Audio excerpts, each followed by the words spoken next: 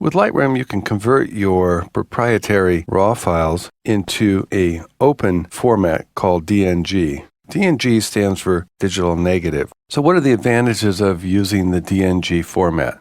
Well, beside the fact that this is an open format, in other words, there's nothing proprietary about it, it'll likely be able to be read in the future by all software. Besides that, there are several advantages to using the DNG format and converting your RAW files into DNG. Let me go through some of the main reasons why I would suggest using DNG. Let's take this image here, for example. This is a NEF file, stands for the Nikon Electronic Format. It's generated by my Nikon camera. And I'm just going to go and make a few changes to this. Let's just apply a preset, a black and white filter preset. So I've converted the image in Lightroom to a black and white image. And of course, I haven't touched the original file. We know that Lightroom's non-destructive, so there's no harm done here. But if I wanted to hold that information about it being black and white or grayscale converted, I needed to go outside of Lightroom. If I just leave it this way right now, Lightroom will have the set of instructions of how to convert this original file in its own database. I'm going to use Command S, and now this will save the metadata to an XMP file. Now, what does that mean? Let me right-click on this image, Show in Finder.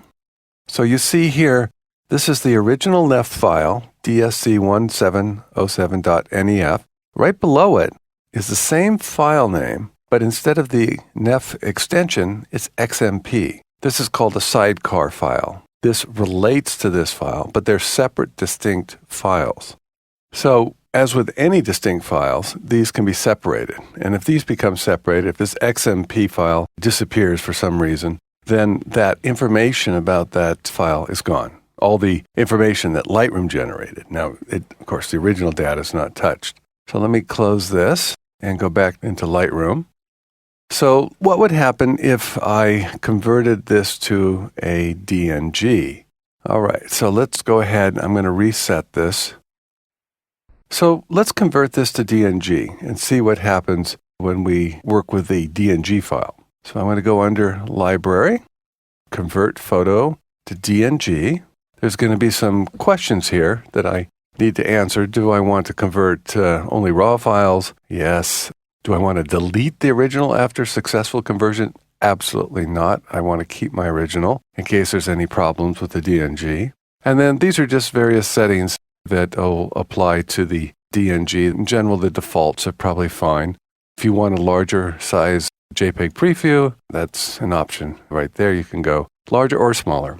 If you choose Embed Original RAW File, it tells you right here with the pop-up, embeds the entire non-DNG file inside the DNG file. So now you have a pretty large file because you have your DNG file and the original RAW. But again, this is a way of kind of maintaining the original along with the DNG in one package. So I'm going to hit OK, and that image is now being converted. You can see up here in the upper left-hand corner with the status bar. It's now a DNG. So let's make the same kind of settings to a DNG.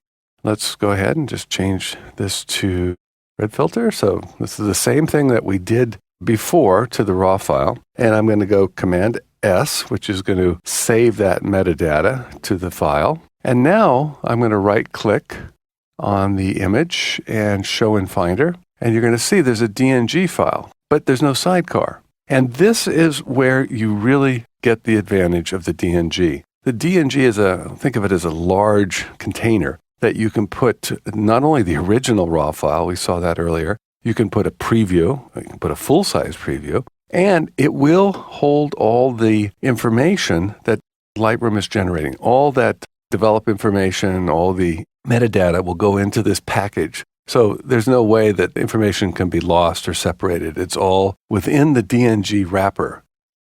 So we saw that on import, you can convert your images to a DNG automatically then. You can do it now, as I just pointed out. You can also on export, send your RAW files into the DNG format. So there's many stages in your workflow that you can convert to DNG. I'm going to make a recommendation here about DNGs. I frankly don't convert all my images to DNG. I will convert some of them. I convert the ones that are what I call the keepers. These are the ones I want to make sure that I have backed up and that I have ultimate protection. So I will keep the original RAW and I'll make a DNG as well. And that way it's like a backup strategy, plan A, plan B. The reason I don't convert all of them into DNG is because it just takes a lot of time. If I'm keeping my original files as well, it takes up a lot of space on my hard drive. But DNG, there's a lot of advantages, as you can see, to using that file format. It's definitely a good choice, and there are many ways to create DNGs in Lightroom.